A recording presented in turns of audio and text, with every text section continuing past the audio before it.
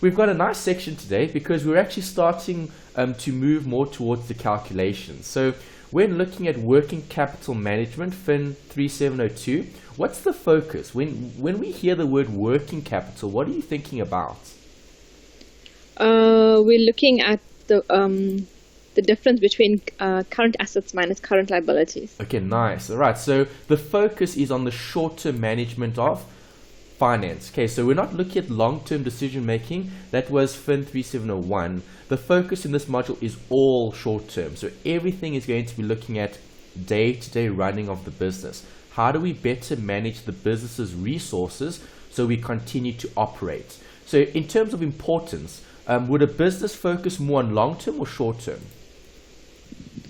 Short-term in order to focus on long-term. Correct. Okay, so we know you get two different types of accounting, internal and external, and obviously the detail is in the internal records, so that's the management accounting. So when looking at the decision making around financial management, we need to look at how do we plan, how do we make decisions, how do we budget, and it's all done now, okay, in the present. So we take actions today and we make decisions today, and those actions and decisions will have consequences going forward, but the company will always have a big goal in mind. So what is the goal of the company? What are they trying to achieve? Creating value. 100%. Nice. Okay, so the focus is always on value creation. Right, and value we can measure using what?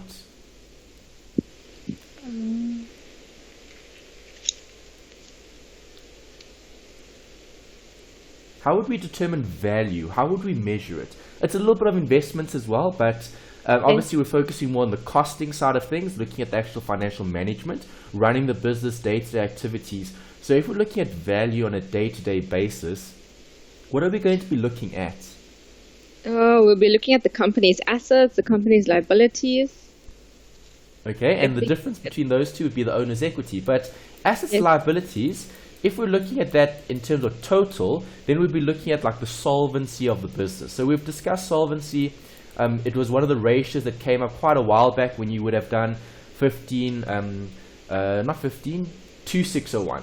Okay, FIN 2601, they covered a lot of ratios in that module. One of them were the solvency ratio. So you've still got all those ratios as well in this textbook that you've got for this module because they use the same textbook. The ratios, you do use some of them. Okay, you'll see later on we'll be looking mainly at inventory, okay, and debtors and creditors. Those are separate sections. And some of the ratios that you've covered previously creep up again later on when we look at some of those calculations. So if you're talking about assets liabilities, that's great for looking at value, and that's correct. But if we're looking at total assets and total liabilities, it's a measure of solvency. Is the business solvent or insolvent? If the business is insolvent, they technically have more liabilities than assets, or they can't meet their obligations. And if companies can't meet their obligations, it creates a problem in terms of operating. So you won't be able to meet certain obligations, which creates an issue for the business. And obviously a business that can't meet day-to-day running will eventually go bankrupt. Yes. Right, so with value, we're looking at, there could be a few things. You could look at the price, okay, of the assets share. Okay, that would be the company's value. We could look maybe more closely at specific assets. So what are the values for the vehicles? What are the value for our inventory? And if we're looking at short term, we could be looking at working capital. So working capital would be the same as owner's equity. The only thing I would change here is I would write current assets and current liabilities. And then instead of calling it owner's equity, we now call it working capital. Right, so working capital is a form of owner's equity because it's like value that you're creating internally in the business, but over a short period of time.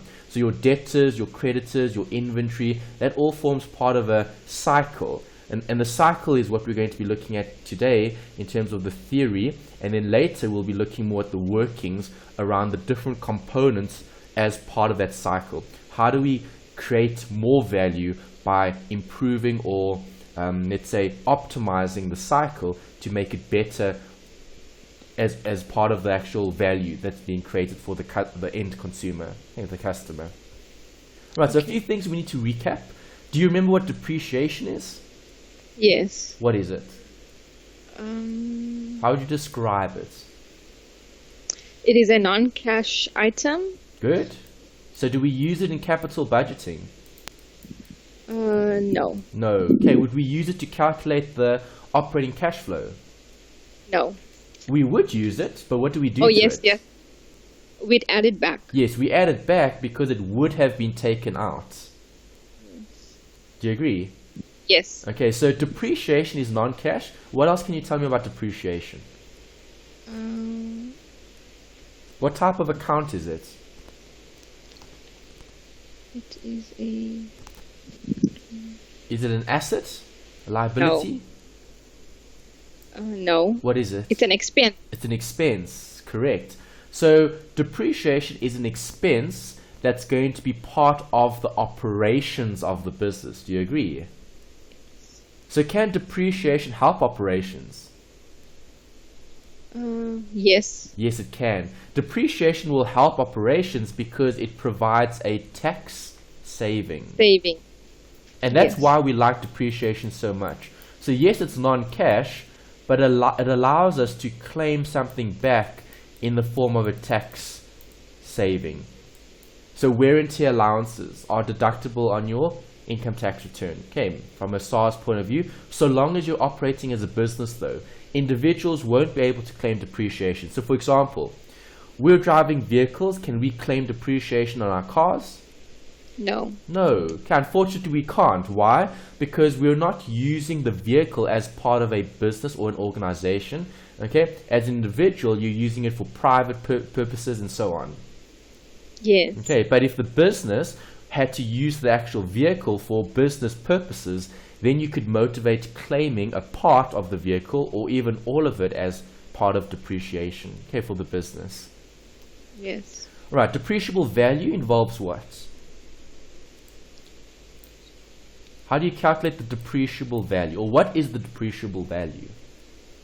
It is the cost of the asset. Okay, so if you're just talking about the cost, what would be included in the cost of the asset? Do we include installation and setup? Yes, yes, yes. Yes, we do. Okay, so depreciable value is going to take the cost into consideration, and what else? Installation costs. Well, yes, and also depreciation, accumulates depreciation as well. Yes. So the depreciable value, if I'm looking at the methods, okay, we have two different methods. What are the two? It's the straight line method and the diminishing balance. Correct. Okay, so if I'm using diminishing balance, am I going to require a carrying value? Yes. Yes, okay, and then I'm going to have to use costs less accumulated depreciation gives me the carrying value. Is that right?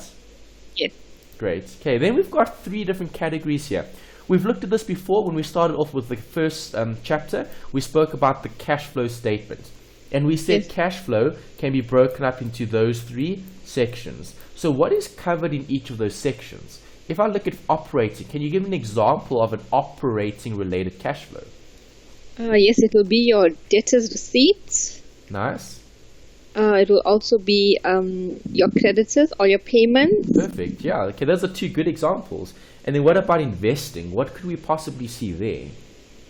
Investing is all the equipment you would have purchased, equipment you would have sold. Nice. Okay. So why are you talking about equipment specifically? Is it only equipment? Manufacturing. No, it could be other things. Like? What's the nature of those accounts that you're including here under investing as part of the cash flow? It'll be an asset. Yes. Okay. Good. So, but what assets though? Manufacturing assets. Long-term assets. Okay. Yeah, so it could be manufacturing, so it could be equipment, it could be land and buildings, if you're buying or selling those assets. It could also be things like long-term investments, okay, in terms of the company investing. So those are all different long-term considerations. So when looking at investing, it's the long-term side of things. It's the investment in long-term non-current assets, either buying or selling those assets. If I buy assets, is that an inflow or outflow? It's an outflow. Correct. Okay, so remember when looking at cash flow, it's the opposite. We're not looking at the accounting transaction. We're looking at is money flowing in or out of the business. Okay, then the last one, financing. What is covered there? Financing is loans that you would have taken. Good. And? So that'd be like your long-term liabilities, long-term loans. Yes. Dividends that you would have received or paid out. Okay, good. So the debt or the equity? Yes. Okay, good. Right. If you receive dividends, then that's actually part of the operating. So only if you, even if you pay dividends, it will be part of the operating, because that's how the accountants treat it. Because dividends would be day to day. The financing is just looking at the equity. So if you buy more shares, if you issue more shares, if you raise more capital, all right, that's the actual financing part of it. So we raise capital either through debt or equity. So that's what the financing section tells us about the business's operations when looking at cash flow. Okay, so operating is day to day, investing is long term, financing is the actual source of funding, okay, debt or equity. And those are the only three areas that you can use cash. Yes. So cash flow is either used operations, okay, in terms of operating, it's used on investments, or it's used on financing. Okay, it's just related to an individual. Okay, the same thing happens with an individual. What can you do with the cash that you have? Well, you're either buying or spending it on day-to-day things. Okay, that's part of operation. So every day you're using cash to do certain things. Or you're using some of your cash for investing in longer term assets. So it could be investments, it could be other. Or you're using it to finance your debt. Okay, so paying off interest perhaps, or taking out loans, or in terms of equity, that's more like your capital, right? So we wouldn't have shares as individuals, but because we are the individuals, we're not a company that would issue shares. Okay, but for a company, they would issue debt or equity as part of the financing operations. Okay. Right, and there's the revision note that we saw earlier. Depreciation is added to our net profit after tax because we are calculating the OCF. And the OCF gives us an indication of operational performance. Okay, how much are we generating as part of our operations? Okay, so when focusing on cash flow, do you agree if you had to look at a company's cash flow statement and you had to compare operating, financing, investing, would you be able to identify the company's strategy or their focus? Yes, you will. Yes, you would. Okay, so what happens if we see a situation like this? Right, the operations are negative. Okay, let's use the green first. So plus 20 plus 10, and then we see operations are sitting at a negative 30. All right, looking at that, would this business have any cash flow? No. No, the net 10. effect would be? Zero. Zero. Okay, so this company is basically sitting on the fence in terms of not being in a bad position, but not being in a good position either in terms of the operations. Would this company be using any external finance to run the business? Yes, they've got plus 10 under financing. So. Okay, no, but would they need any external financing, any additional financing? Yes, because they won't be able. They wouldn't need any additional because what's happening internally is zero.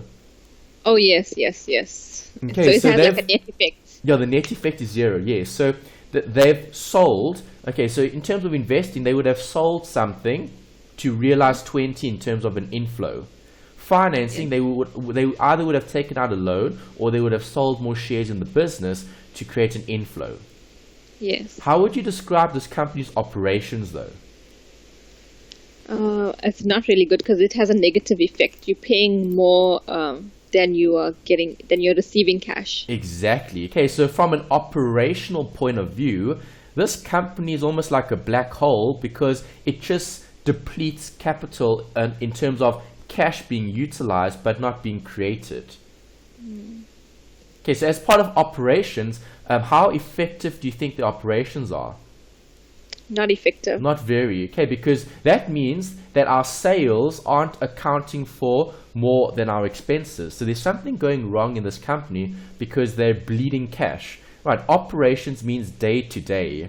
Okay, so day to day running, we're going to be depleting our assets further and further because remember, the only way we can get a plus here for investing and a plus here for financing is by either selling more assets, okay, which is non-current, so selling more non-current assets to get more cash, or by taking out more loans, or by issuing more shares. Right, but obviously if we issue more shares, companies want or investors want dividends, and if we raise more debt, people want to pay interest, right? Okay, so that's a spiral that's probably going to go out of control if your operating cash flow is negative. So the biggest focus, right, which we're going to look at now in terms of the cycle and the importance of managing your operations, is focusing on this first category. Okay, so when looking at a cash flow statement for any organization, the most important line item from a cash flow point of view is the operating line item, because that tells us, is this business a cash generator, or is this business depleting cash? Okay, does it just consume cash? Right, you don't want businesses to consume cash. You want businesses to create cash. Okay, so operating cash flow is so important. That's why it was one of the first calculations you did earlier, because we need to understand what its impact is going to be on the longer term goals of the business. And obviously the operating cycle is going to have several components. Okay. And those components will be expanded on later. Okay, then the last bit here is just a note about free cash flow. Do you remember what that tells us about the business? I've given a brief note here, cash available to investors. So what is it exactly, the free cash flow? Is it after or before we've considered operating cash flow? I think this is after. It's after, correct. So free cash flow was after we did what? We took out the FCF, was the OCF, minus the NNCI, minus the NNCAI. No, I put too many letters there. I need to remove one. Okay, remember it was the long term and short term. Yes. Changes in capital. Okay, so you have to look at this in terms of getting the free cash flow, because that was what was actually available, because you still need to finance what? Well, remember, operating cash flow is looking at what are you doing in terms of operations. And operations need to provide for your long-term investments in terms of non-current assets, in terms of what you're investing in those areas. And then the same thing in terms of your current assets. What are you investing in those areas? Okay, because current assets would be something like inventory. So is it a good idea to buy lots of inventory? Yes. Is it a good idea? When is it a good idea? When you're gonna sell. If you're selling a lot of it, do you agree? Yes. But is it always a good idea to buy lots of stock? It's only if you require it. You can't buy it unnecessarily. That's good. Okay, so yeah, you wouldn't want to overstock on your inventory. Keeping unnecessary stock is tying up your operating cash flow. Yes. Okay, so we don't want too much being, let's say, converted into inventory. Okay, and then we've got a note here about the process. We spoke about budgeting last time. What is a budget? A budget is like a plan. Good. Okay, a plan that covers what? Cash. Yes, okay, generally cash, but it's looking at the income and the expenses to predict what the future, let's say, transactions will be, and it gives us a way to forecast or to budget or to plan for those future eventualities. Okay, so in the future, I might have to pay, let's say, for fuel in terms of the running of the business. I might have to pay for other operational expenses, staff wages and salaries and so on. So now, can we budget and plan for that? And if we can, it helps us to forecast and to predict, okay, or to also have peace of mind as well, okay, to reduce risk. Okay, so the only reason why we're forecasting is to try to predict what's going to happen and to also reduce the risk. Because if you don't know what's going to happen in the future, and if you're not planning for it, well, then you become very reactive. Okay, and obviously if we're looking at financial management, we need to be proactive. If we're proactive, our short-term decisions will affect our long-term goals. So if we make bad decisions today, all right, it's going to create bad consequences in the future. And that's why we're looking at a budget, because it helps us to reduce risk, because now we can forecast. We can see, okay, in this month we're going to do this, and it's going to require a certain amount of capital. Can we plan for it? Will we have sufficient cash on hand at that point in time in order to meet that obligation, perhaps? Okay, so it's looking a lot at the management. Okay, so management doesn't only involve making decisions today, but it also looks at planning for the future. So what is going to happen in the future if we do this, right? Or if the decision is to accept a new project, what does that project actually create going forward? Does it create an inflow? Does it create an outflow? Or it could create both. And if it does, which are greater? Are the inflows greater than the outflows, or are the outflows greater than the inflows? If the outflows are greater than the inflows, then we need to provide for that going forward. And we need to maybe take from other areas of the business. So maybe in terms of the budgets, we might have to take more from marketing to give to IT perhaps. Okay, if IT is going to be upgrading, okay, the computer systems in the business. Right, and then the last 2 points, forecast. What is a forecast? This is predicting the unpredictable. That's what we're trying to do. And obviously, in order to predict the unpredictable, there needs to be some sort of assumptions. Okay, so we assume certain things are going to arise, okay, or certain things are going to happen. And that creates an expectation. So your assumptions and your expectations actually create your forecast, because it's a biased or an objective, a subjective view. Okay, there's bias and it's subjective. All right, so remember, we're going to be approaching people with the most knowledge and the most information. So if we want someone to forecast, let's say we're forecasting sales. Obviously, you're going to want to know how much stock to buy. So if we want to know how much stock to buy, we're going to have to consult the inventory department. Okay, the inventory, let's say the manager, the procurement manager maybe, that's going to be dealing with the buying of stock. Okay, or the stocking of stock. Okay, the keeping of stock. Yes. And then pro forma, what does that mean? It's before your final statement's out. Correct, good. So pro forma is a way to generate information prior to finalizing it, because that allows us to give or to get more information about the business as a whole.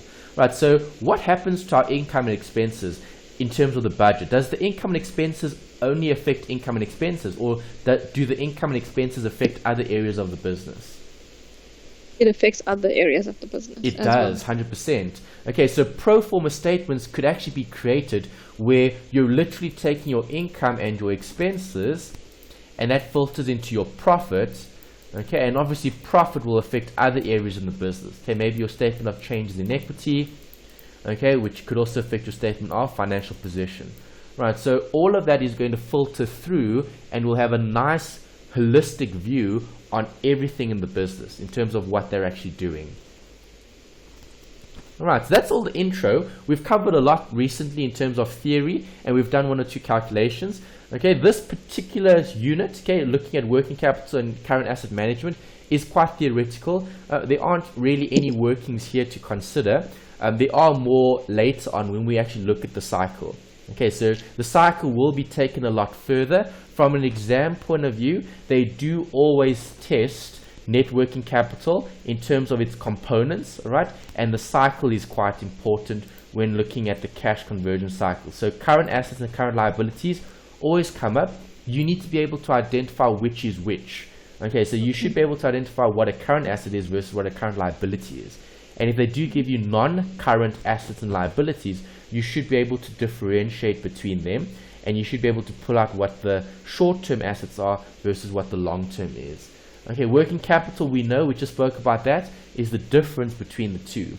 So our assets minus our liabilities will give us what we actually have available that will help us to run the business. Okay, so if we're focusing on current asset management, we're looking at things like debtors, things like inventory. Okay, and we know inventory and debtors will affect the working capital. Alright, something to also be mindful of is this trade-off between profitability and risk. Okay, so simple concepts to highlight here, risk and reward. Okay, so if I'm going to be looking at my current assets, okay, if I'm focusing on profitability and risk, is it a good idea to buy inventory?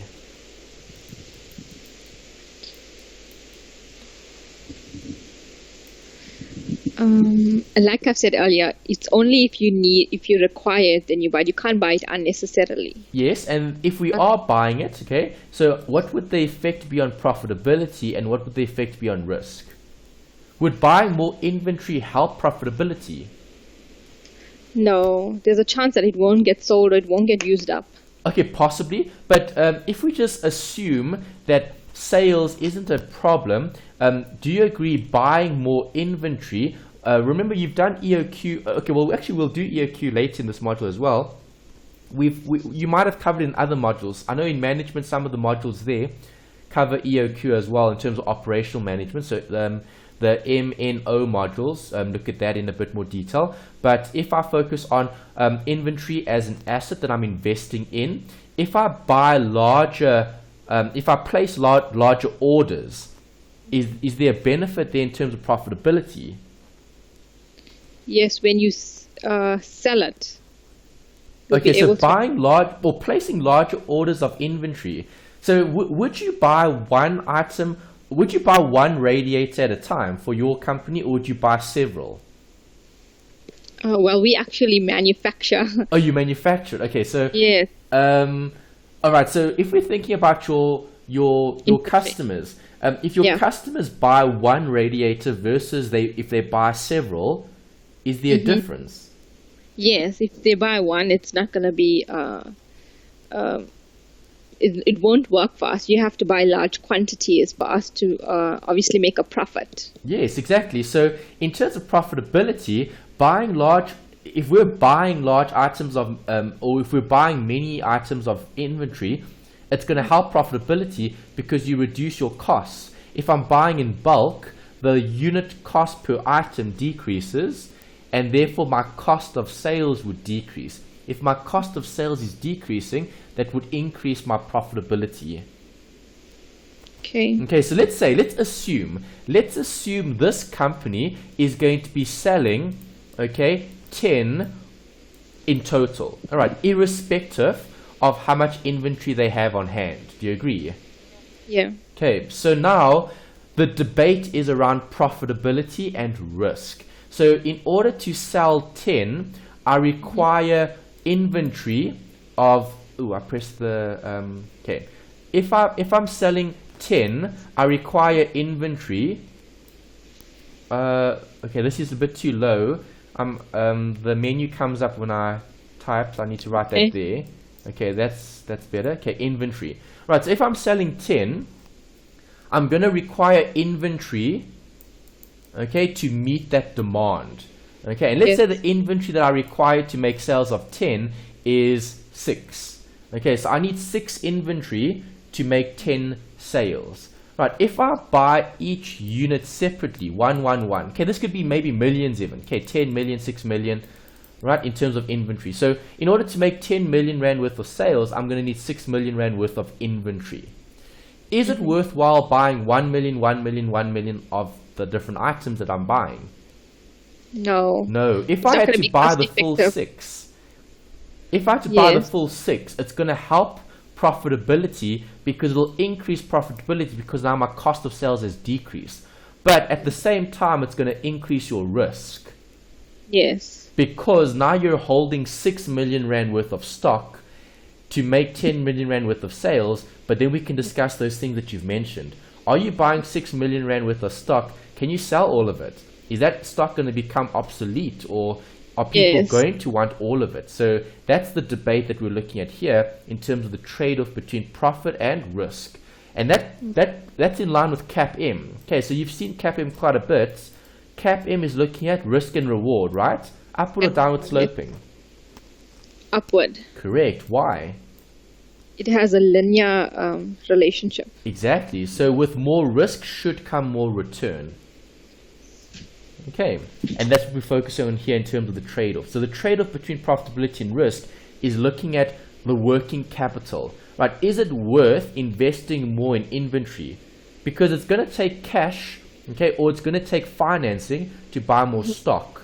So if that's the objective, buying more stock, I need to finance it, and that's going to affect my working capital. I'm either going to increase my liabilities, right, in terms of my current liabilities, maybe in terms of creditors, or I'm going to decrease my cash, okay, which reduces my current assets. And if my current assets come down and my current liabilities go up, working capital is negatively affected. Yes. Right, good. So 3 questions for you to consider. What do companies need to operate? Efficiently. Cash. Yes, okay. Companies need day-to-day resources, finances, okay, working capital to run. So liquidity is focusing on what?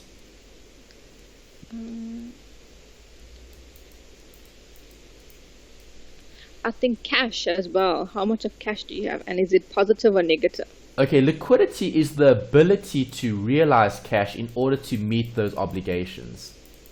Okay. Okay, so if something is liquid, easy or difficult to convert into cash? It would be easy. It would be easy. Okay, liquid assets. Liquid assets are assets that are very close to being converted back to cash. Okay, so something that's not very liquid. Okay, so property isn't very liquid as an asset because it takes several months to sell property. Yes. But let's say retail, fast-moving consumer goods. Okay, so your day-to-day consumer goods would be highly liquid because people are buying those constantly. It's not going to take much time and effort to convert those items into cash. So property isn't very liquid because you can't convert it easily into cash. Inventory would be viewed as being more liquid than property because you can convert inventory quicker or sooner into cash. Okay. Okay, so liquidity is focusing on the ability to realize cash. And we'll discuss that later when relating to the actual cycle. We'll talk about the cash conversion cycle and this whole concept of liquidity again. The last question is looking at financial managers. Okay, should managers monitor cash flow? Yes. Definitely. Okay, they have to. Right, we know companies go out of business not because they don't manage their cash, not because they don't manage their profit or show profit. It's because they don't manage their cash. So liquidity actually causes bankruptcy. Not having enough cash on hand to meet obligations creates a problem, right? And that's why cash flow is so important. And the cash flows that are important would be the inflows. Okay, make sure you're either maximizing the inflows, so getting the receipts in as soon as possible, or try get more favorable relationships with your creditors so that allows you to pay a lot later. If you can postpone payments, that assists with improving your working capital, your cash flow. Okay, so what cash flows are important? Inflows, maximizing your inflows, and try minimizing your outflows. Okay, or postponing those outflows as much as possible. Yes. All right, let's look at current assets and liabilities. I want you to think of as many as you can. Give me a list. Current assets. Current assets is your bank. 1. Debtors. 2. Inventory. 3.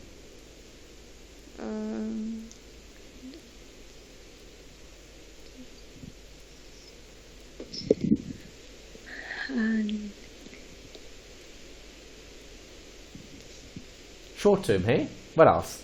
Yeah. I can't think of anything else offhand. Okay. Maybe petty cash. You could look at different forms of cash. Cash float as well. Okay. Current assets can also be accrued things. So like accrued income. Accrued income is similar to debtors. But is accrued income cash flow? No, it's not. No. It's just an accounting transaction. Exactly. It's an accounting entry to show a timing difference. So if I'm looking at working capital, we're only going to focus on things that actually have an effect on cash. Right, so the ones that you mentioned were perfect, okay? You've got everything. Right, don't worry about things like prepaid expenses. All right, that doesn't affect cash flow from a working capital point of view, because a prepaid expense would be something that you've paid in advance, which is actually an outflow rather than an inflow. Okay, we're focusing on items that would specifically affect the business's operations in relation to its working capital.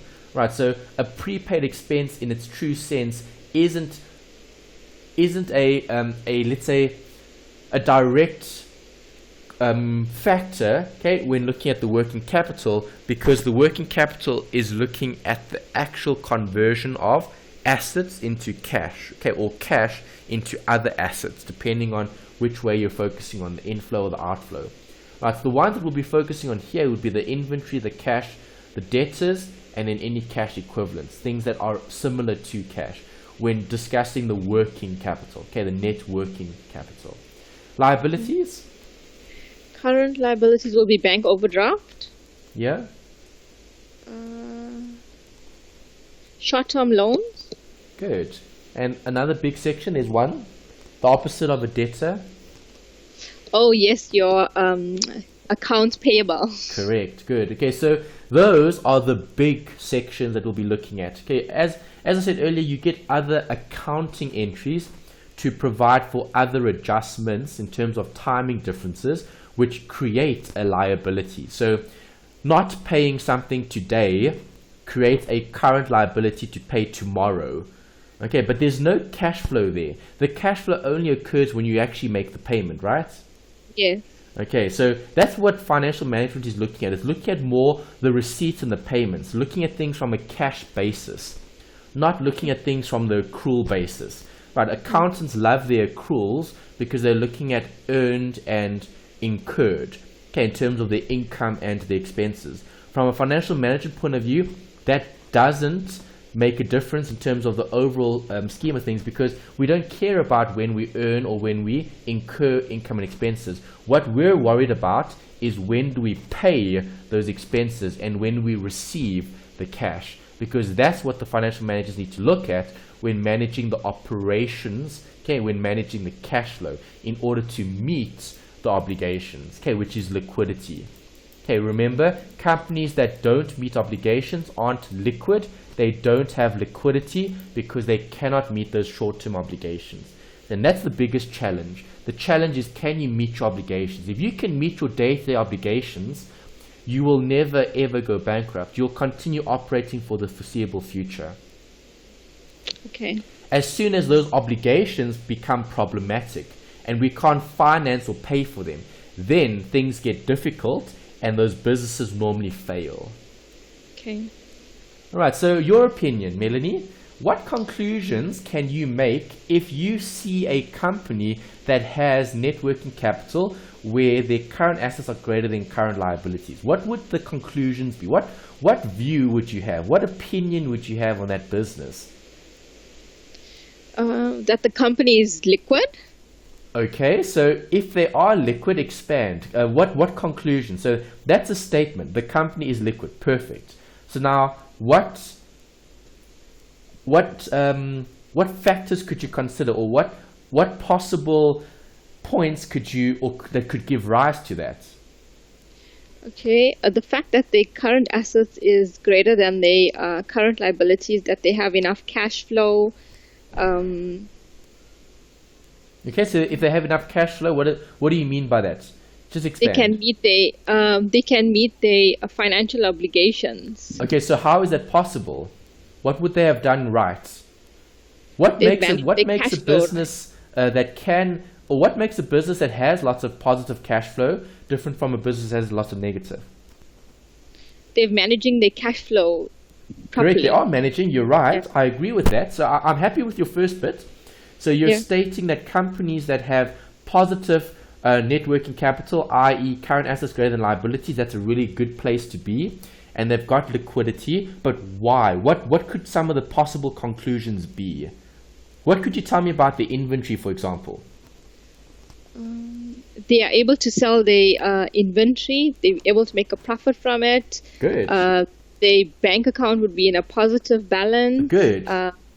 And they obviously, their debtors are paying like they should be. Good. And they're able to pay their creditors. Perfect. See, that's excellent. See, that's brilliant, because now you've looked at the actual causes. So obviously the symptom could be not having sufficient capital Okay, working capital, right? And then you would have to you'll have to dig a bit deeper, okay, to find the actual root cause. Okay, so what you're mentioning there is great to motivate why a company would have current assets exceeding their current liabilities for all the reasons that you've mentioned.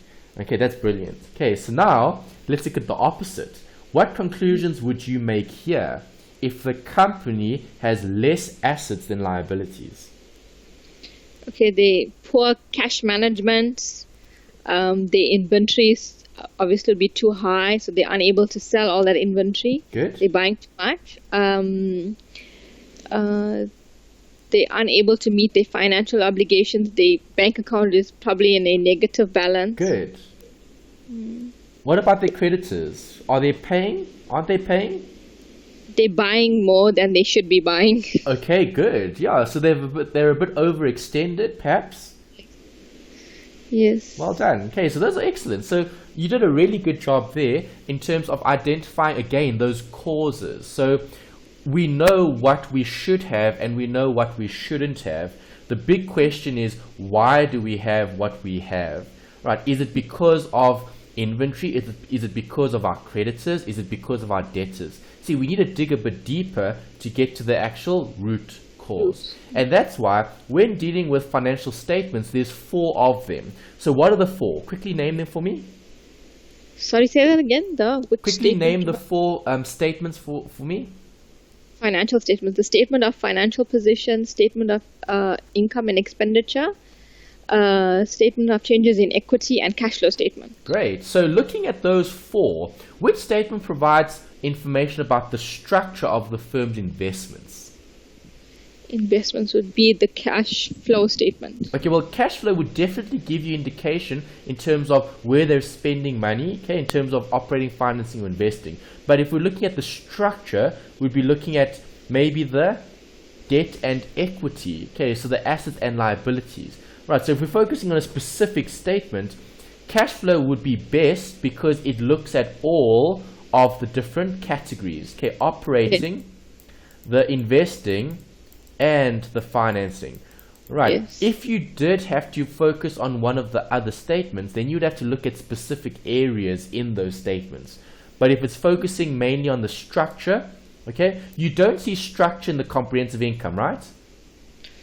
No. No, the only thing that you see in the comprehensive income statement that relates to structure is the interest payments. Yes. Okay, so if I see a company with more interest on their books, does that mean they've got more or less debt?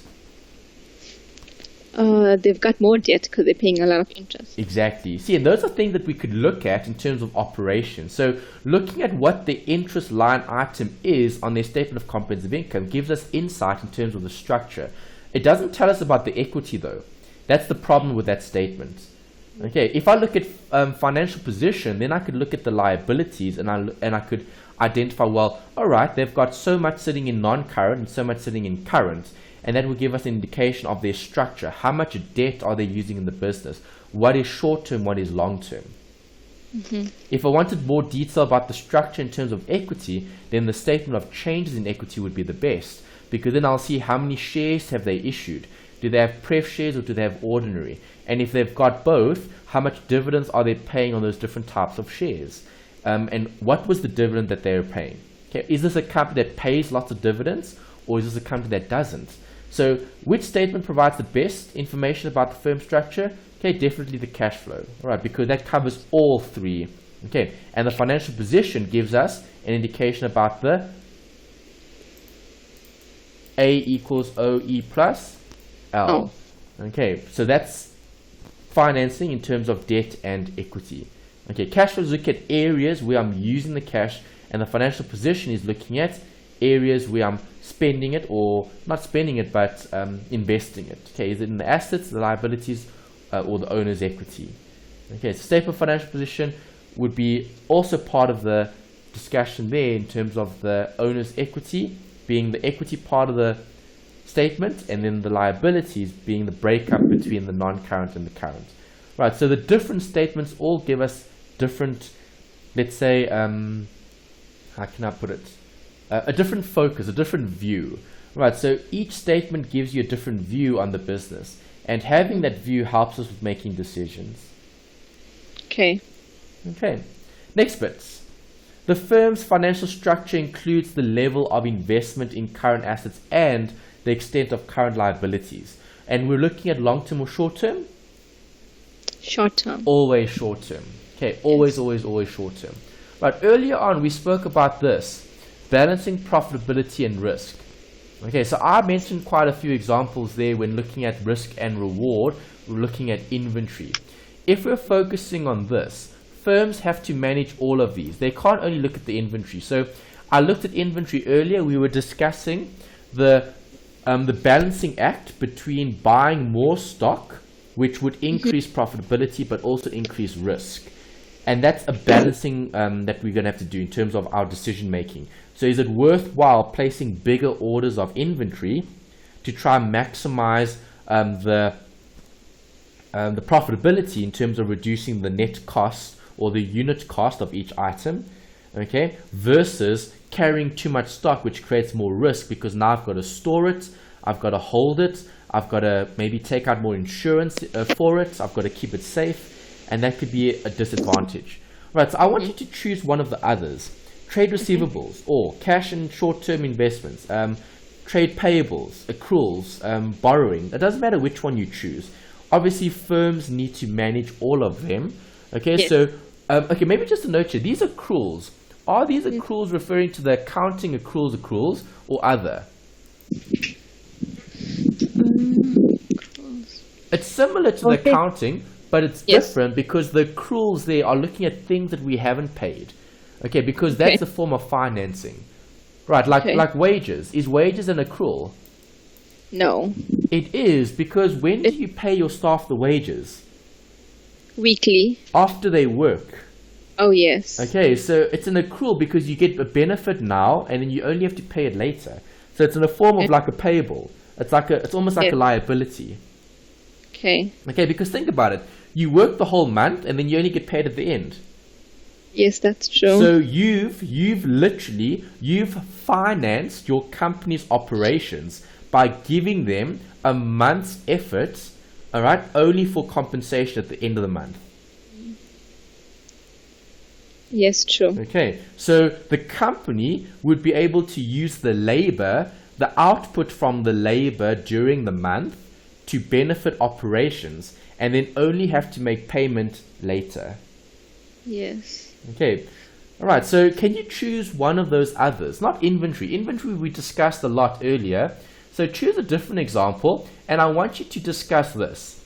The balancing act between profitability and risk.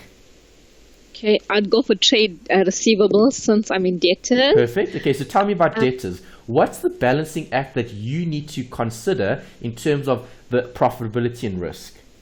Okay, when selling to a debtor, you have to make sure that they are able to meet their financial obligations. You cannot selling a lot of stock to somebody, and if they can't pay you at the end of the month, that's a huge risk to your company. The sale is not the be all or the end all. You have to be able to collect the cash. So you'd have to do like a check before opening or creating that debtor account. Perfect. Okay, that's a great example. All right, so the trade-off that you're looking at there is it worth giving more people that might not be able to meet the requirements more debtors in terms of credit, a larger credit facility with your company?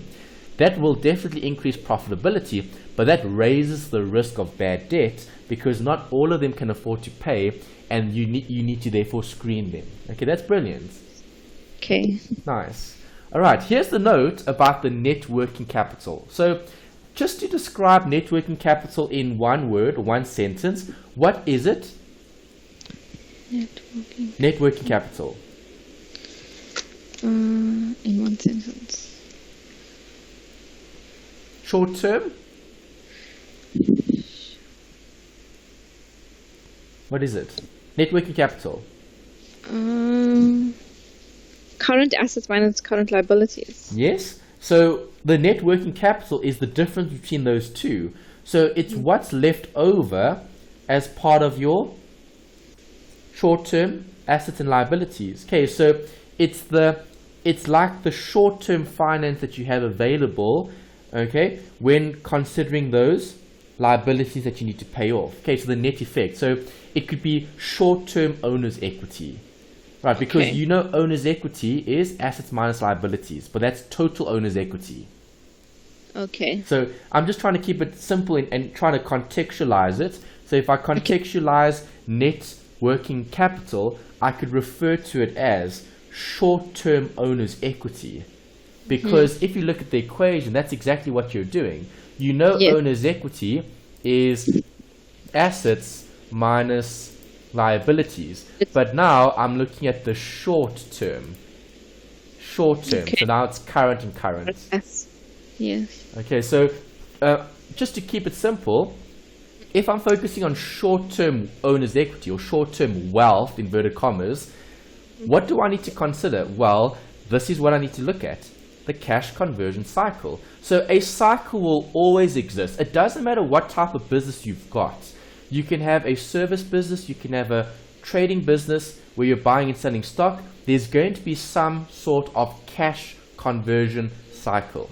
So when looking at this, the working capital cycle, do you agree working capital is looking at the current assets and the current liabilities? So I need to look at all of those different sections. Okay, what did we say the ultimate goal is for a business? Creating value. Correct, creating value. Right, so when looking at creating value, you need to start with what? Businesses need what to start? Cash. Good, cash or capital. Right, so you need something to start off with, okay, in terms of creating that entity, the business. And that cash that we have can either be financed through debt or equity. But see, that's different, that's separate. That's the financing side of things. Okay, we're not looking at the financing side of things. We're looking at the working capital side of things. So we're looking at once we've got the cash, okay, irrespective of where it came from. Okay, it could have come from a loan or it could have come from investors. It doesn't matter. Okay, you've got it. Okay, so let's say you've got 100. Okay, 100 Rand. Okay, just to keep it simple. All right, so Melanie, you've got 100 Rand. Okay, if you're going to be creating value, is it possible to sell a 100 Rand note to someone at 200 Rand? No, it's not. Why isn't it possible? Because the value of that 100 Rand is 100 Rand. You can't change the value of it. Exactly. So you cannot create more value from cash as cash. So cash as it is currently is impossible to create more value with it. So I can't go to someone with 100 Rand notes and say, well, buy these from me, and I'm selling these notes. I'm selling these notes at 200 Rand one.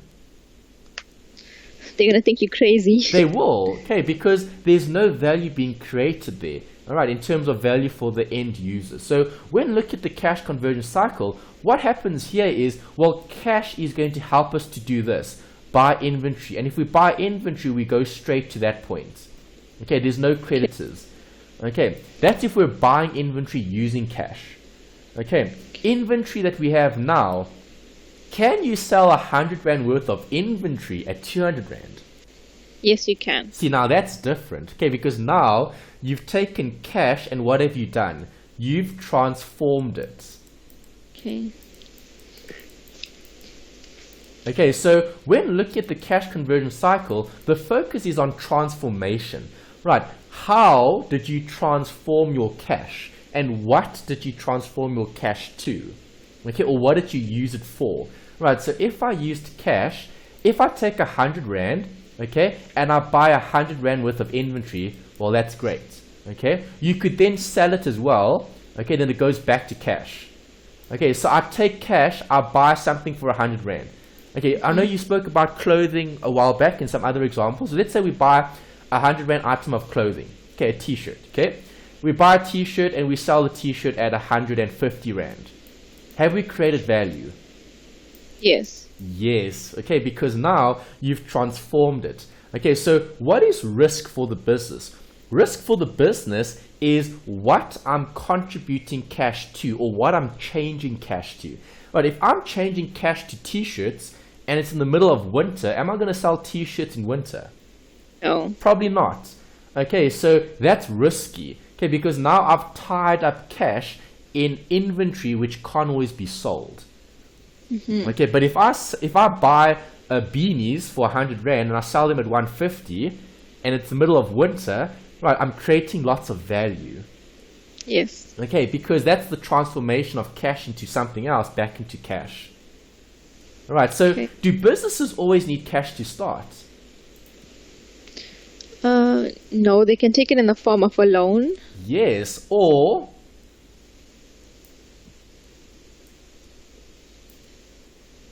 they can buy on credit. Correct, creditors. Right. So, do you agree? In any situation, businesses can start with nothing. Why? What does the business just need to do? They need to create value. The business needs to find someone who's willing to trust them. Yes. Okay, because business is about trust. So let's assume we're unemployed, okay, and we're homeless, and there's like no opportunity for any formal work. So what do we have to do to create a success, to create something of value? Well, we would have to create trust with a supplier, right? And in Durban, you guys probably have more factories, more industry, because you guys are so close to the harbor. So you guys get lots of resources coming in. Yes. So in that sort of environment, if we look at inventory, so for example, you're not going to find a vehicle manufacturer up in Johannesburg because that just doesn't make any sense. Because why would you have to import all the materials? I mean, like you said, radiators and all of that, radiators, other car components. If I had to import all the stuff, it's going to come in where? It's going to come in at one of the harbors. So PE, Durban or Cape Town, okay, the big harbors.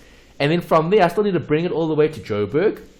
Then I need to take all that stuff, I need to convert that into a nice car, and then once the car has been created, now I need to sell this thing.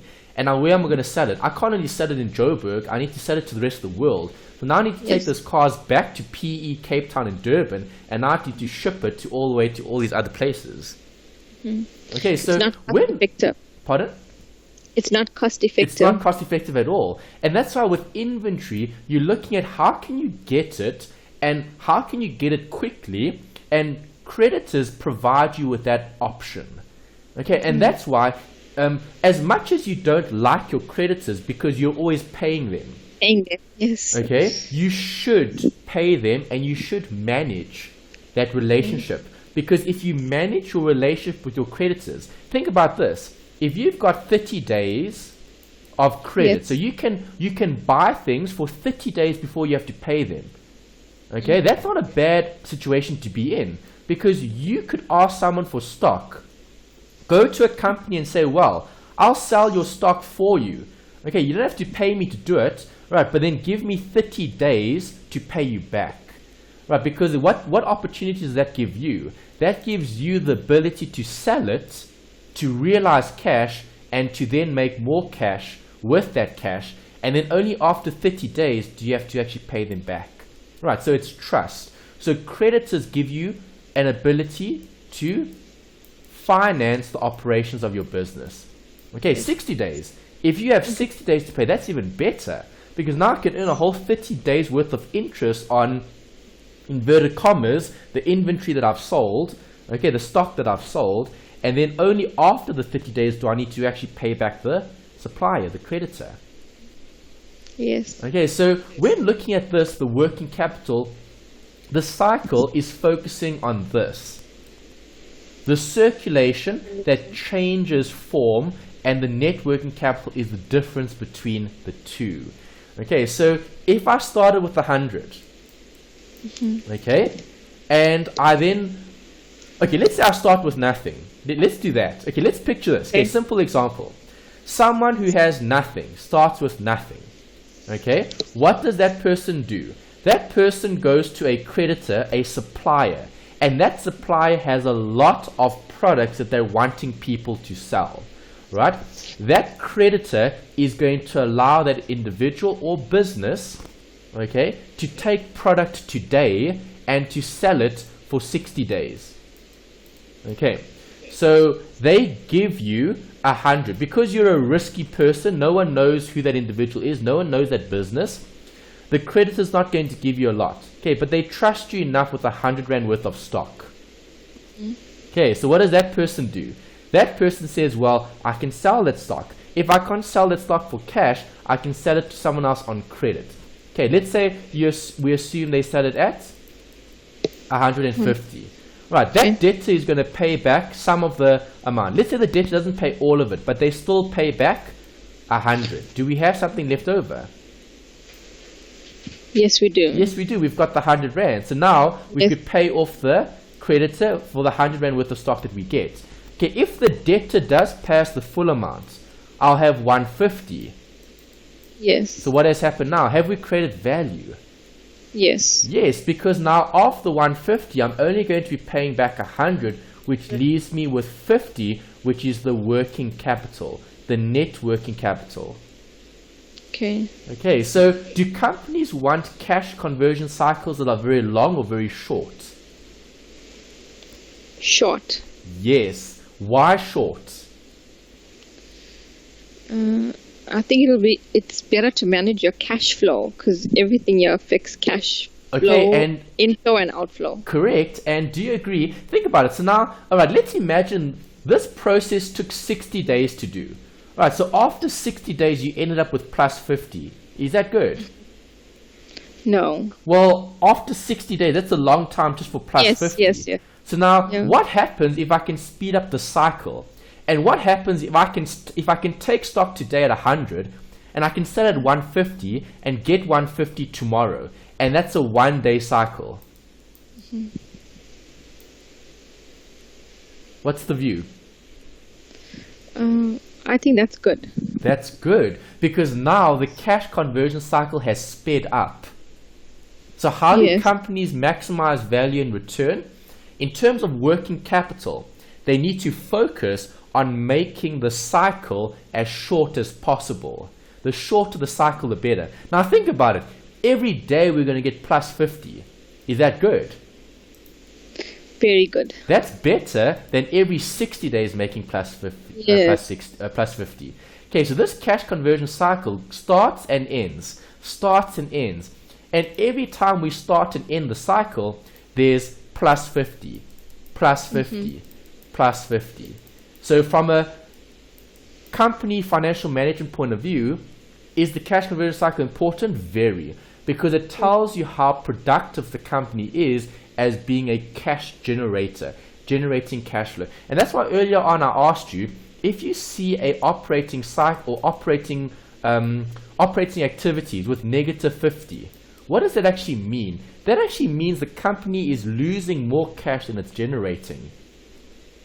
So that means every cycle, you start here, you end there, it's minus 10. You start there, you end there, it's another minus 10. Is that company going to continue? No. No. Okay, that business is literally digging its own grave.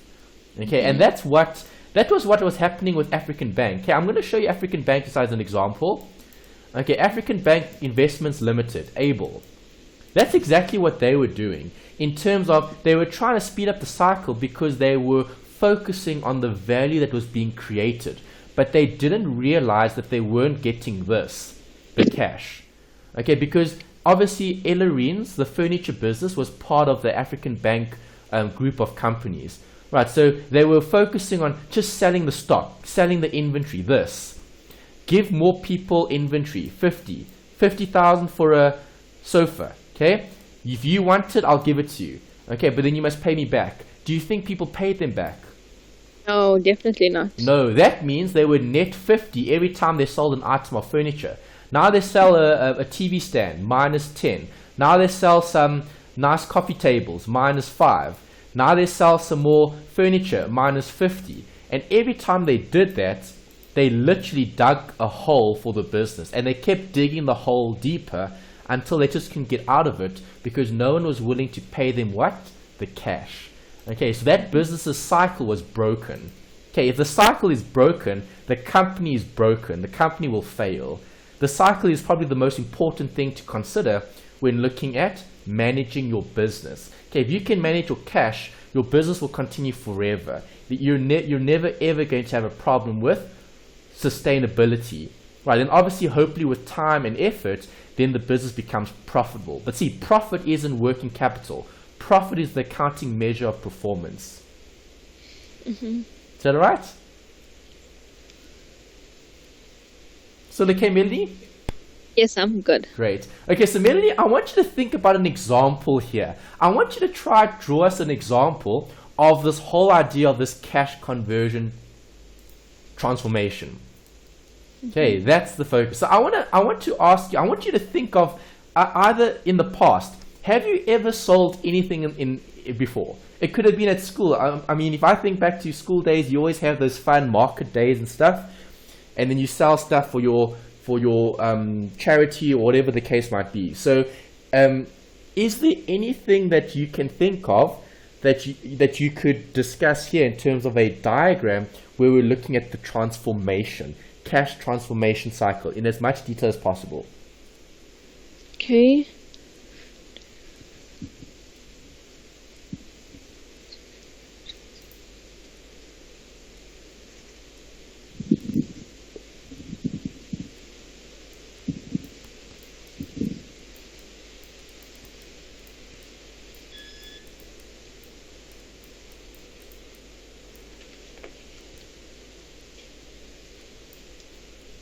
What example do you have? The only thing I can think of is cake sales that we would have done at school. Okay, cake. So you've made cake before and you've sold it. Yeah. Okay. Do you still do something like now, like anything more recent? Because that would be an example from school. I'm just thinking about like more recent. Is there anything? I don't know. No, nothing I can think of. You're not like, I don't know, maybe, I mean, you're working in an office, maybe like Avon products. I know a lot of women that are in like beauty and stuff, they can sell those Avon products. Or, I don't know, Herbalife or all these other fancy things they have. The only other thing I can think of is Tupperware. I do help my mother-in-law to sell Tupperware at work. Okay, there we go. Let's use that example. Tupperware. Okay. Perfect. Okay, that's probably more recent than the cake sale, so it'll probably be more relevant here. So let's talk about Tupperware. Okay. Did I spell it correctly? Yes. Okay. I wasn't too sure. No, just the R is... Yeah, the R is missing after the E. Yeah, it's missing the R. Okay, great. So with Tupperware that you're selling, okay, this is your business that you're selling. Okay, that's the business. That's the focus. We're looking at the cash transformation cycle. Right, so describe it to me. Tell me what you're doing. Okay. Where do we start? Tell me the start. What happens? You receive a catalog. This is Melanie. Okay, so we need to look at Melanie, obviously. Okay. All right. Okay, so Melanie is running the Tupperware business. Okay, so now what does she do? You would receive a catalog, which you would send it to a group of people. Okay, where's the catalog coming from? It comes from Tupperware. Okay, it's from the actual supplier. Yeah. Okay, fine. So is there any movement in cash there? No, there isn't. Okay, fine. Keep going. Describe the rest of the process. Keep going. Okay, so once the catalog is sent out, then this group of people decide on the items that they want, and I would then place an order with Tupperware. They would, I would have to pay for it first, and then. Okay. All right. So let's pause there. That's good. That's a good first step. So, all right, catalog goes to consumer. Consumer's happy with a particular product. Now you talked about cash flow. So you described cash that you have to pay. Yes. Okay. Because you have to place that order. All right. So let's just use one example. What's the cost of one item? Just one item. Just as an example. 190 Rand for a bowl. 90. Okay. Let's use 90. Yeah. All right. So 90 Rand for a bowl. This is what? Inflow or outflow? I would be paying for it, so it would be my outflow. Correct. There's an outflow. Okay. Are they not willing to give you those bowls ahead of time? So No. can the supplier not supply you 90 ahead of time? No, they wouldn't. I would have to pay for it first, and then it's up to me to receive that money from the consumer. Oh, okay, so it's a bit different. So maybe if you had to negotiate better terms with your supplier, and so for example, now at the moment you're net negative. Yes. Okay, but that's fine. I mean, that's the first step in terms of the actual transaction. But obviously, having sold it, then there'll be the inflow that would meet that outflow. But Yes. if we could finance that externally, if we could find a supplier that was willing to give us these bowls before having to pay, then that eliminates this completely, which now gives us a starting point of 0, but Yes. we get cash first, which is what we get from the customer. Okay. Okay, keep going. Now what happens? After you've bought the bowl, Okay, I would then issue the bowls to the consumer, and they would pay me the cash. okay.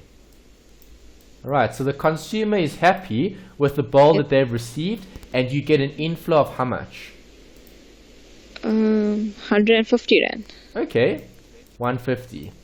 Alright, and how long does this take? So when Melanie gives the catalog to the customer, and once the customer has placed an order, how soon does Melanie deliver on that particular product? It takes about a week. It takes a week, about a week. Okay, so day 1 would be the customer placing the order. So day 1 would be when you would place the purchase of that item. So day 1 would be an outflow of Cash. 90. Okay, when does the customer actually pay you the 150? Do you sell on credit or not? Do you also get cash? Yes, no. It's They all pay me cash. the money. Yes, it's Okay, all cash. all right, perfect. So we'll say on day 7. Okay, Yes. so day 7 is when that occurs. Okay. All right, so why does it take 7 days and not 2 days? Does it take shorter sometimes? It does does take it ever shorter. take longer than 7 days?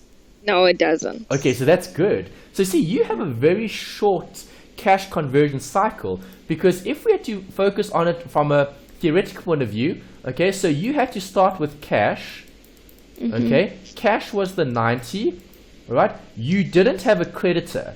So if I'm drawing the diagram, cash became inventory, Yes. okay, which was the stock that you bought.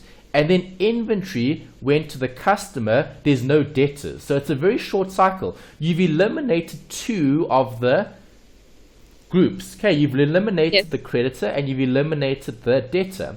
You've literally just gone cash into inventory, back into cash 150.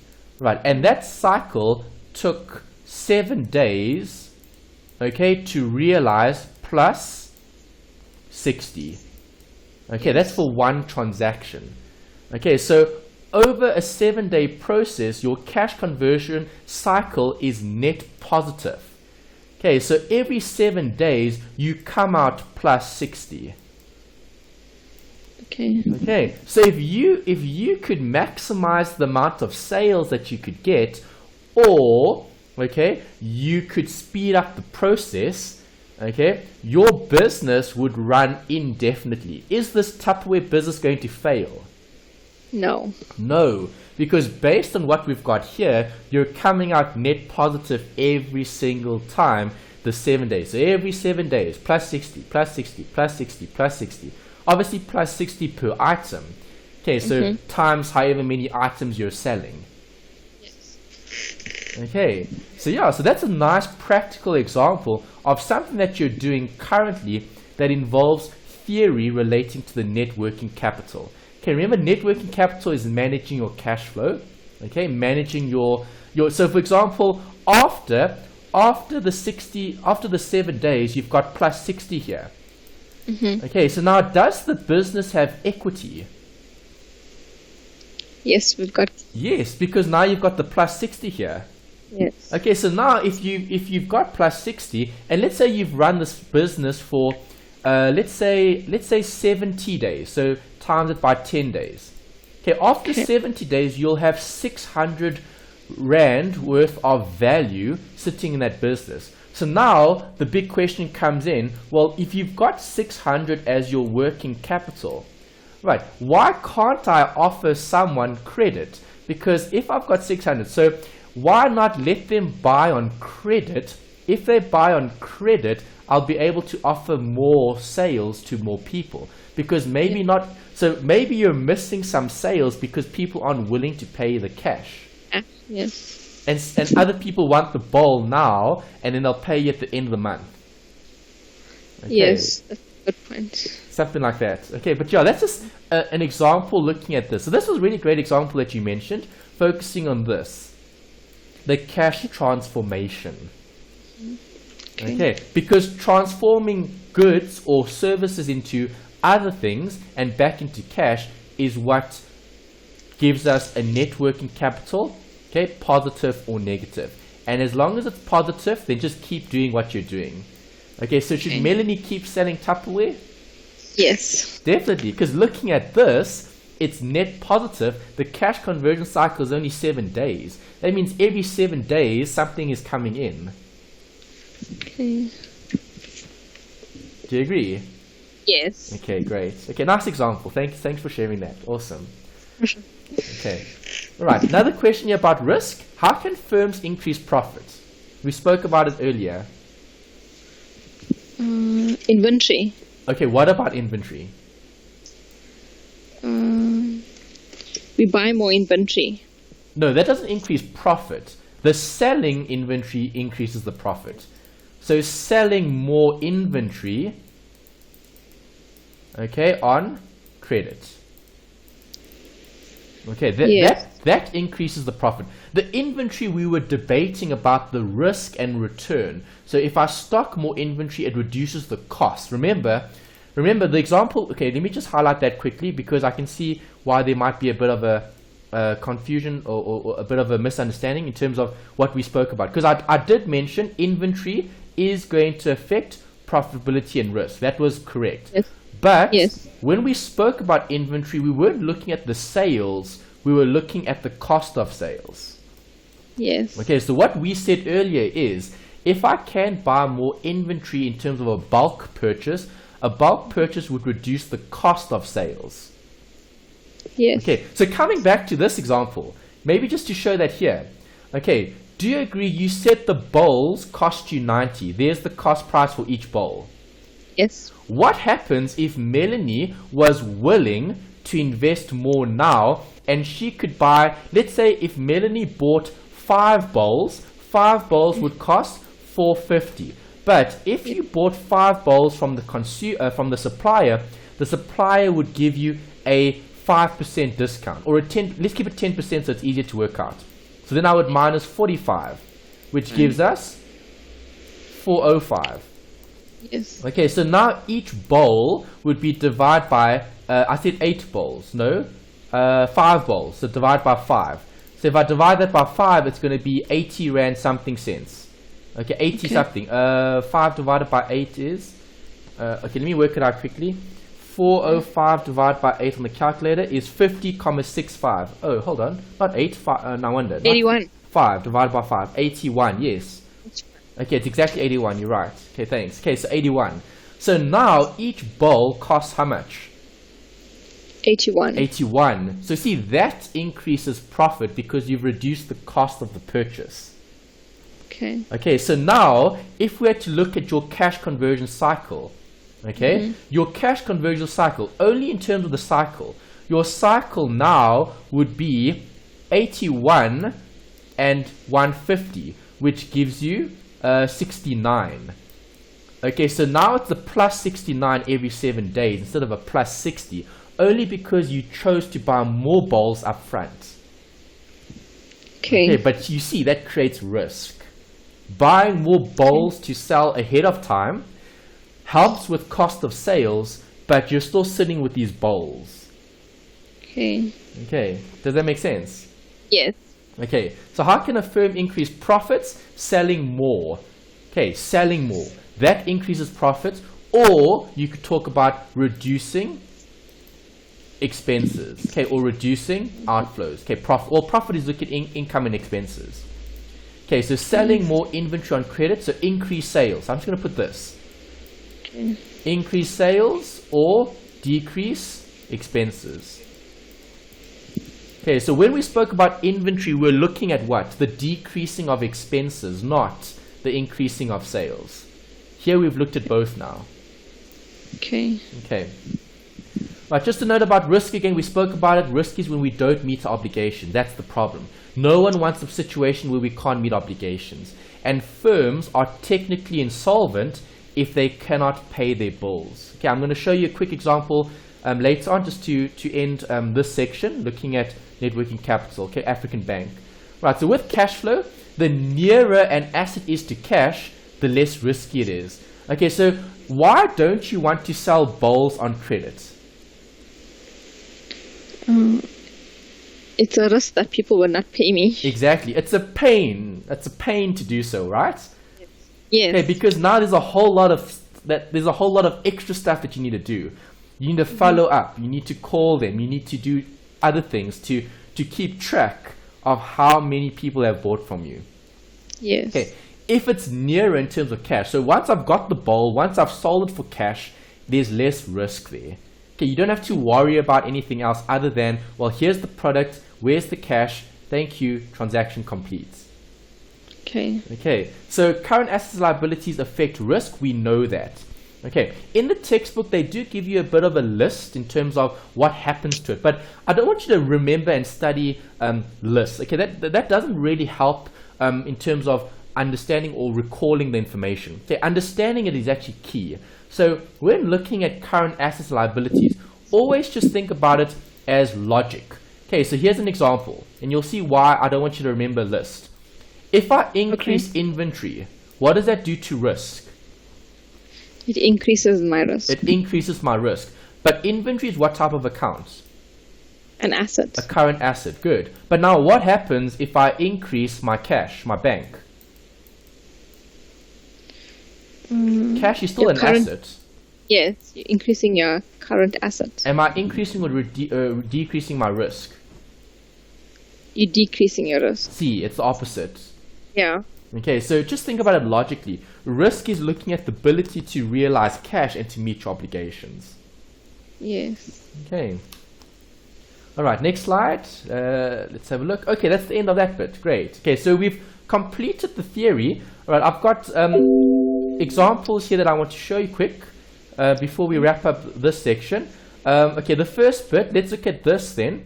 African Bank, okay, Investments Limited. All right, notice. What does it say here?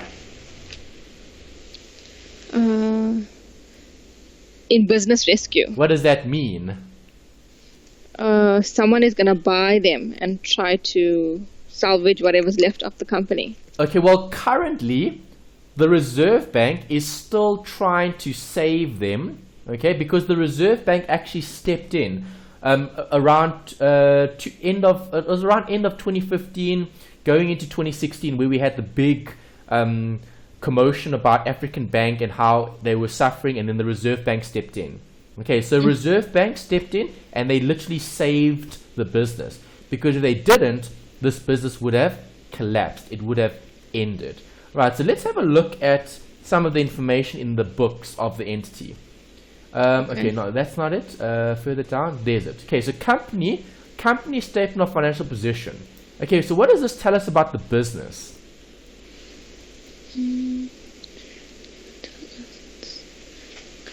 It tells us the assets and liabilities, right? Yes, the current assets is more than the assets is more than their liabilities. Okay, well, let's have a look at the detail. Okay, so these figures are in million. Okay, so from 2014 to 2015, we've got comparative figures here. Okay, if you look at the assets, okay, you can see short-term deposits in cash, that has gone up. Yes. Okay, other financial assets, this has also gone up by a lot. Yes. Okay, what are other financial assets? That could be something like debtors. Okay, trade receivables. Right, remember, the selling goods on credits. Okay. Yes.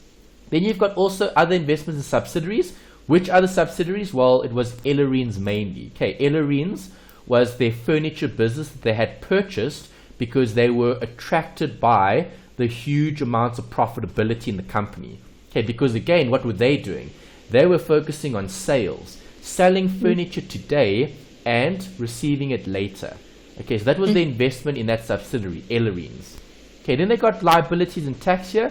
Okay, you can see their borrowings and other liabilities come out to 868 million. Okay, that's the amount of liabilities that they have in the business. Okay, and then you've got the equity, which is obviously the difference. Right, so when looking at that, this looks okay because you've got assets, okay, and the assets are greater than the liabilities. Right, but now, what happens if I don't receive any of that?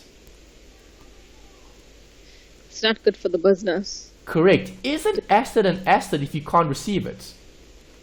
No. So let me ask you this. Is debtors an asset if you can't receive it?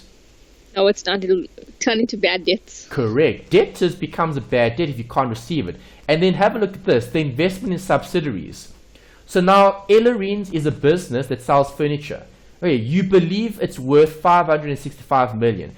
But if the business can't collect its bad debt, can't collect its debtor, which creates bad debt, is that business worth 565 million?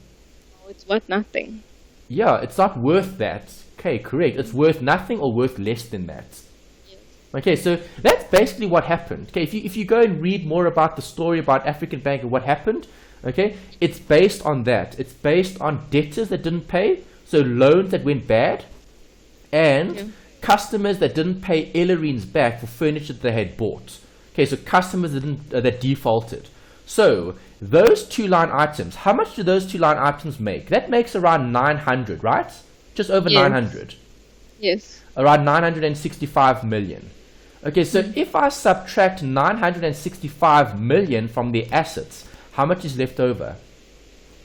The 454. It's about 454, yeah. Okay, so if 454 is left over, okay, is 454 going to pay all your liabilities? No. Definitely not. So that's what happened. Okay, they got themselves in a bad situation where they couldn't meet obligations. Right, and if they can't meet obligations, they're going to fail. So the Reserve Bank had to step in to save this company because they couldn't meet their liabilities. And they're still in a difficult position. Okay, they have started to still conduct business, right, as a new financial provider. Okay, but they're still under the gun in terms of they're being managed or helped. There's hand holding from the Reserve Bank to make sure they don't conduct business recklessly that ends up in the same position as they were before. Okay, because remember, what do companies want? Value. Companies want profits. Okay, shareholders want value. Right, so companies were looking at generating more profit at the expense of value. Okay, because this company is actually worth very little now. They've actually destroyed value because they were putting profit above value. Okay, they were just chasing the next sale. Let's keep selling furniture.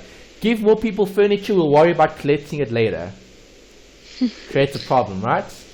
Yes. Okay, so for example, let's relate this to what we had earlier. Okay, I closed it. Okay, the diagram is gone now, pity.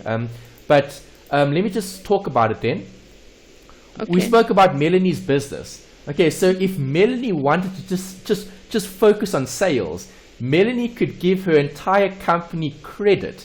Okay, so who wants a bowl? Okay, let's say Melanie goes to work on Monday and she comes with 1,000 bowls. Whoever wants a bowl will get a bowl and they'll only pay Melanie later.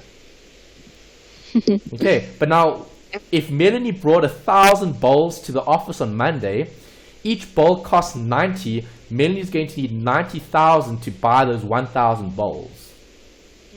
And if you're just giving those bowls away free for all, are all those people going to actually pay you back? No. Probably not. But on Monday, Melanie could be saying, well, hello, I've just sold 90,000 Rand worth of sales. Do you see that?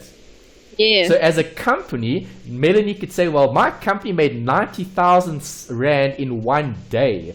What company did that? Okay. True. Yeah. All right, but you didn't receive a cent in terms of the receipts.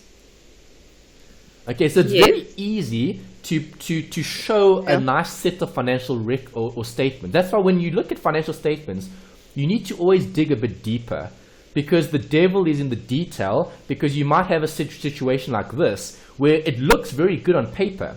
And remember, this is in 2015, hey? Right, Yes. so if you're just looking at these statements, does the balance sheet look good? Does the financial position look good? It does look good. Yes, it does. Can I have a look at this? Does the profitability look good? Here's the profitability. Have a look at that. Yes, it does. See, It now looks very don't good. you think people should be asking questions when you see something like this? Yes. Have a look at Too good to be true. 2014. In 2014, this was the loss that you made. And remember, this is in millions. Yes. Okay, so in 2014, this company made a 16 billion rand loss.